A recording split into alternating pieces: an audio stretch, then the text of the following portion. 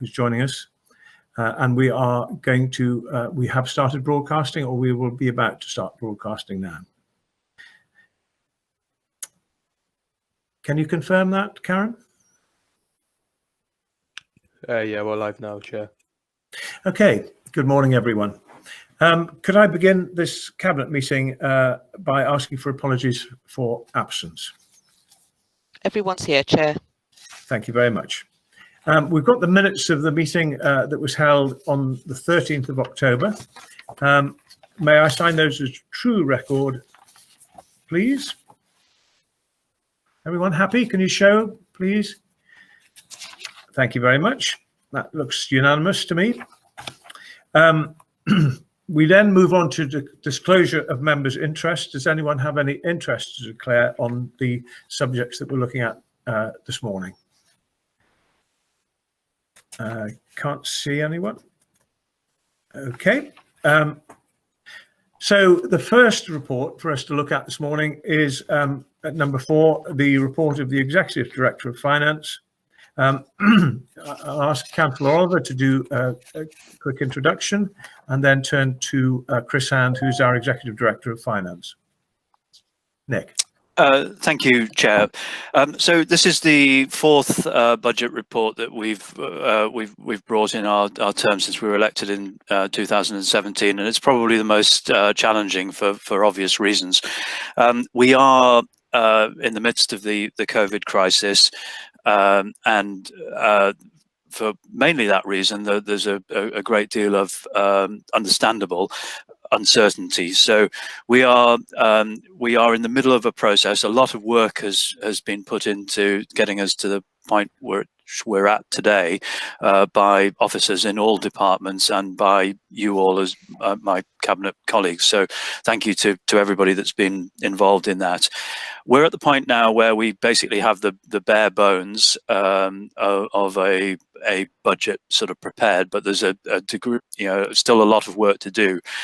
So we're going to do some consultation. We're going to do a sort of an event with the public. We're going to do a number of local area council presentations, and there's another scrutiny opportunity in January before the budget gets presented in February. So this report really sets out the core assumptions that we're working to, and I think the main point on that is that there is still a degree of uncertainty in terms of government funding. We were expecting a 3-year comprehensive spending review this year. Quite understandably, given COVID, the government has decided to do a 1-year settlement rather than the 3-year, because there is so much national uncertainty. So we expect to get the results of that in December, probably quite close to Christmas. And we've been lobbying hard, and you, Leader, have written lots of letters to various government ministers and secretaries of state making our case, and your predecessor did the same. So we are hopeful that we will get a manageable and maybe even generous settlement in December. We don't yet know that. And there's also a degree of uncertainty that's sort of set out in the first sort of 3 or 4 pages of the report in terms of other issues, but they will all become clear between now and February. So as we progress, we'll be able to develop something that's more sort of fixed. We're working on a 3-year plan, which is we didn't do that last year, but we have done it in previous years, and so that will that will come forward. But obviously, it's a budget for the first year, and then it's a medium-term financial plan for the subsequent 2 years. Page 8 of the report sets out the details of the savings plans, and basically we're taking a proportionate approach to savings plans. There is still a gap in the savings plan of some 8 million, and we'll be continuing to work on that between now and then, and we may need to use some reserves to deal with some of that as a sort of one-off. But we'll see where we get to with the funding settlements. The principles of the budget are also set out in the report as well. So that's the sort of the key principles by which we create our budget. I think that's they're very important. And the timetable for consultation is also set out as well. So I think that's probably all I need to say. If there's anything that I've missed, Chris, perhaps you could just add that now, and then we'll take any questions. Good, thank you very much. Chris Hand. Thanks, Chair. Thanks, Councillor Oliver. No, I think you've covered all the main elements of the report, but happy to take any questions. Okay, any questions from anyone? I can't see you all, so if you want to shout out in the, not shout, but if you put up your hand, I'll probably see you, hopefully. No questions? It's probably worth mentioning this went to Scrutiny yesterday, Corporate Services Scrutiny Committee, and I don't think there were any recommendations. There were quite a lot of questions, but I don't think there were any recommendations. Thank you, Nick. There were some questions, and I think Sean will probably be liaising with you on some of the questions they asked and that require answers. So I'm sure that's in hand. Okay, so if there are no questions or anything further on that, the recommendations are there for you. Could I have a proposer, please? Proposed by Richard Wearmouth, seconded by Richard Dodd. Are you all in favour of those recommendations, please? And show. That's lovely. That's unanimous. Thank you very much indeed. We now move on to Appendix B, which is around discretionary grant for adaptations to housing for disabled people. Could I ask Veronica Jones to give a quick outline, and then I'll pass on to the Executive Director. Thank you, Glenn. The grant, the Disabled Facilities Grant, is a grant received from the government. So this year, in this financial year, we received 2.9 million to adaptations to make people's housing fit to meet their needs. It's a mandatory duty for the council to provide grant assistance for adaptations, and while this scheme meets needs, it can, in some respects, it can be inflexible, and the rules can be an obstacle. That's in our current policy. So this is a policy to change in our policy to provide more flexibility for how we make people's homes meet the needs of their disabilities, and allows a greater range of changes and support. I think Neil will take us through the finer details. Okay. Thank you very much, Councillor Jones. Thank you, Chair. Yes, more than happy to just run through the paper. Yes, so as Councillor Jones says, there's a mandatory scheme in place from the government, was instigated around about the 1990s, that allows us to allocate up to £30,000 maximum to support people to have adaptations done to their home, to assist them to carry on living there. And clearly that's in the interests of those individuals, that allows them to stay in place in their own home environment. And it's in our interest as a local authority as well, because it will often avoid us incurring more significant costs in having to move those people into specialist residential accommodation and other settings. The grant, as Veronica said, is around 2.9 million a year now, and we don't utilise all of that grant in this area. Generally, I mean, there was a period through the noughties and early into the 2010, 11, 12 era where we were struggling to have enough funding to meet demand for this, but the government has increased funding in this area, and we now have the capacity to look to do what we're doing now, which is to introduce a discretionary scheme to pick up some specific problems that we've had with this grant going forward. The threshold of £30,000 hasn't changed for quite a number of years, and I'm sure anybody that's had building works done over the period, particularly if you're getting into more expensive building works, adaptations and extensions, they'll realise that £30,000 can get eaten up quite quickly as part of that. So we are allowed under the Regulatory Reform Act to put a discretionary scheme in place, and that's what we're looking to do here. And it's to pick up three main problems that we've had. The first is that in some circumstances, it doesn't make sense to adapt somebody's home.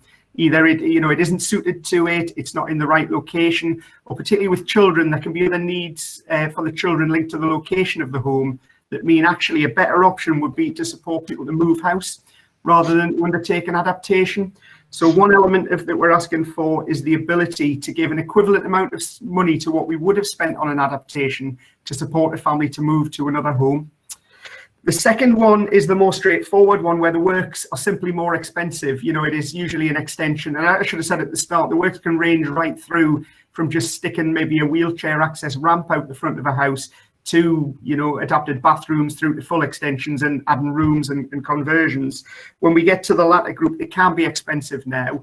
The only alternative available to the council, if we think it's in the best needs of the individual, is for the children's services revenue budget or the adult services revenue budget to meet those costs. So clearly us being able to post it against dedicated capital grant here is better for all parties in terms of the use of funding that's coming into the organisation. So with obviously a lot of caveated criteria that are in the scheme itself, we'd like to be able to go above the 30,000 threshold where necessary and in certain criteria. And then the last one is just that this is a means tested grant, but the means test is quite strict in its approach. And we have had occasions where, although people technically can't get support through the grant because they don't meet the strict criteria of the means test, when you actually have a look at their financial circumstances, they can't afford to undertake the adaptations that we're looking at here. So again, in those specific circumstances, we're looking for discretion for officers to be able to step in with grants when normally the mandatory means test wouldn't allow it to happen. And I think that's in summary. That's it in summary, Chair. Thank you. Thank you very much. Very good summary. We have John Bainan joining us, who's the chairman of the Health and Wellbeing Scrutiny Committee. Good morning, John. Good morning, Chair. Are you well? Yes, thank you. You discussed this at your scrutiny meeting. Would you tell us what you felt about this? Thanks, Chair. The committee supported all the proposals in the report, especially as Neil's just said, the extra flexibility it gives, especially in the means testing. And it also helps officers be more flexible, same word again, but more flexible and work more efficiently. To us, it was a win-win situation, and the committee therefore resolved to recommend unanimously all the recommendations in the report. But we thought it was an excellent report, great for the residents of Northumberland, so highly recommended, Chair. Good. Thank you very much, John. That's helpful. Jeff Watson. I just wonder, Neil, if you could help me a bit on 2.3 in the report about the move. I just read that through. Do I read this correctly, that if we were going to spend £30,000 on doing someone's homework to make it more appropriate, if we moved them instead, we could spend up to £30,000 on the move? Is that what I'm reading? Yes, that's correct, Councillor Watson. That's what we're proposing. The backstop for us is if we inherently create more value for somebody from it, the council would look to consider putting a charge on the property to recover that value later. But yes, in essence, what we're saying is rather than us spending money on a construction organisation to actually undertake an extension to a house, we would give the family the equivalent value to invest in a new house. So, I mean, the most obvious example is you need an extra bedroom for a disabled child with autism or something. We could build that on the house, or we could assist them to move from a 3-bedroom to a 4-bedroom or a 2-bedroom to a 3-bedroom house to give them that capability. And it might be a much better solution because it puts them in a better area as well to manage behavioural issues with a child and some other things. I can see that. It's just the amount of money that we might spend on that. If we move house, I can't imagine how we'd spend £30,000 on moving to a new property. I mean, is that paying for carpets or what's it going to be paying for? No, that could be the inherent value of the house. So, you know, to move from a 2-bedroom to a 3-bedroom house, it may be £30,000 more expensive to purchase that house. The family can't afford that, can't afford the mortgage on it. So it would be inherent that we're actually picking up that differential to facilitate that move. So you're talking about purchasing the house, okay, not just moving from rented house to a rented house, okay. It could be either, Councillor Watson, just to say, I mean, it can pick up removal costs where it's rented to rented. Clearly, that would be much lower value for us to pick up, but it could be an ownership to ownership move as well. Okay, thank you very much. I'll bring back John Bainan. Thanks again, Chair. Just on that point that Jeff made, I know Neil went into more detail in the committee, but really we believe that this will give officers so much more flexibility and be more effective by having this in place. Thanks, Chair. Good, thank you. Any more questions on this? Okay. Well, I think it's good news and just the kind of thing that we should be doing. And so I'm very grateful that we have this extra money and we have the flexibility as well. So hopefully people will benefit from this. So you've got the recommendations in front of you. Do you have a proposer? Jeff Watson, seconded by Veronica Jones. All in favour, please show, please. That's unanimous. It's good. Thank you very much. And thank you, John Bainan and Neil Bradley, for your input into that. So now we move on to new capital proposals considered by our Officers Capital Strategy Group. Shall I just ask Neil to introduce this? Unless you want to say something first, Nick? No, that's absolutely fine. Neil could go ahead. That would be wonderful. Thank you. So Neil, can we go through these one by one, please? Not a problem, Chair. Yeah. Okay. So we've got three reports today as part of the Capital Strategy Group summary. The first one, quite straightforward. It's a report requesting the go-ahead to accept funding and to initiate works on the Five Arches Park in Berwick. The this is funding that's been made available through the government's Pocket Parks scheme. After an application that was made by the Parks Friends group, they've managed to secure the maximum grant of £25,000, which is great. The team's been working with them, and the plan is to reinstate and extend a perimeter path and put additional seating and planting works in there. The total value of the works will be £68,000. Therefore, the £25,000 will be uplifted by £43,000 worth from the existing parks enhancement budget. And we're just looking for a go-ahead to accept that £25,000 into our medium-term financial plan and to give them the go-ahead to go with that works. Okay, on that one, any questions? Okay, what I would say for myself is that our parks have shown just how valuable they are over this year and helping people to get closer to nature and peace and quiet and enjoyment. This work in this park has been under review for a while, and there's been a lot of discussions, but I think everyone in Berwick will benefit from this one. And I think it's a great idea. So thank you very much for the work done on that. And I think we all agree with that. So we'll move on to the next one. Thank you. No problem. This is a two-part one. And again, it's just acceptance of funding into the medium-term financial plan in two different schemes. So the first is that the Department of Transport has allocated funding through the Emergency Active Travel Fund tranche as part of the COVID crisis. Northumberland's allocation is just under 70,000 that we've had for that. And the intention is to use that to install cycle stands across the 12 main towns in Northumberland. And officers are working with the town councils for the most appropriate placement of those cycle stands. But at this stage, we're looking to accept that money in and to take that work forward. And then the second one, as part of the Ponteland Schools and Leisure project, we've been doing a lot of work on Callerton Lane. And we became aware that the Environment Agency also, as part of their flood alleviation scheme, had proposals to improve surface water drainage on Callerton Lane. We've managed to link up with them and join the two schemes together. So basically the road doesn't get dug up twice here, and we have bulldozers at two separate times running up and down that highway. The Environment Agency has now confirmed a grant award of $323,000 towards that work. And we just want to, again, accept that into our medium-term financial plan and take the joint scheme forward now. Okay, thank you. Any questions, Nick? I could just make a comment on the Callerton Lane thing. I mean, this is a great example of different organisations working together. So the Environment Agency, the Northumbria Integrated Drainage Partnership, and the council flood team all working together to sort of provide a joined-up solution and much-needed protection. Good. And Jeff, you'll be pleased that we are going to be doing this work in the towns with the cycle stands to encourage more cycling. Yes, Glenn, I was aware that we've been consulting with towns for some time.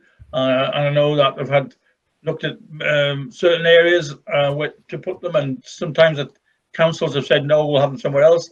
It's been a real good cooperation, and I hope they're successful and they're widely used by the cyclists. Good. Well, I think it might be an idea to just have an update, in a few months, just to see how this is going and how many are actually agreed and going up, because it's a really good idea, this. So we're happy with those, Neil. Thank you. So number 3.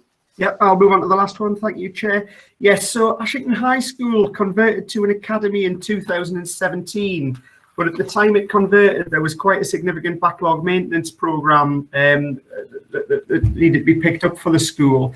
An agreement was entered into with the school, and we put just over 1.5 million aside to support the school with that backlog maintenance that had been outstanding. And the school's now put forward, which is set out in paragraph 8.7, the various improvements that they want to make using that funding.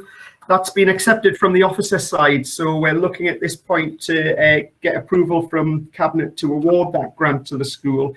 We should note that this won't be a council-led scheme. It will be, because the school's an academy now, they will undertake the work. We will grant fund it, but we will obviously have eyes on what's actually being done there. And each of the individual elements of the scope of works is ring-fenced specifically, so if they underspent on any of those, we would recover that money back. But at this point, we're just looking to move that forward and let the school start to undertake that work. Thank you very much. Guy Renner-Thompson. Yeah, thank you, Chairman. Yeah, I would certainly agree with the recommendations in the report. I mean, this is the latest tranche of money. Since 2012, they've had approximately 6.2 million to sort of update the school buildings. It's benefiting about 1,000 children in Ashington who come from all over Ashington, which is well worth supporting. I think it's just another one of those demonstrations to our commitment that it's not just authority maintained schools in the county that will support. It's any school in the county, and it's any child in the county, no matter what sort of school they go to. Good. Yeah, absolutely. It's a tremendous amount of money to award, so that's great. Any questions? Okay, can I bring members back to the recommendations, which is to agree those three separate capital proposals that we've heard. Are you? Do I have a proposer? Proposed by Richard Wearmouth, seconded by Nick Oliver. Are you all in favour of those proposals? Yep, very much so. All excellent proposals, and really will benefit people throughout the county. Okay, I don't have any other business. So unless anyone can tell me that I've forgotten anything or that we've got something urgent that we need to cover, can I thank you all very much indeed for attending, and can I thank anyone that was watching this for listening in. Thank you. Good morning.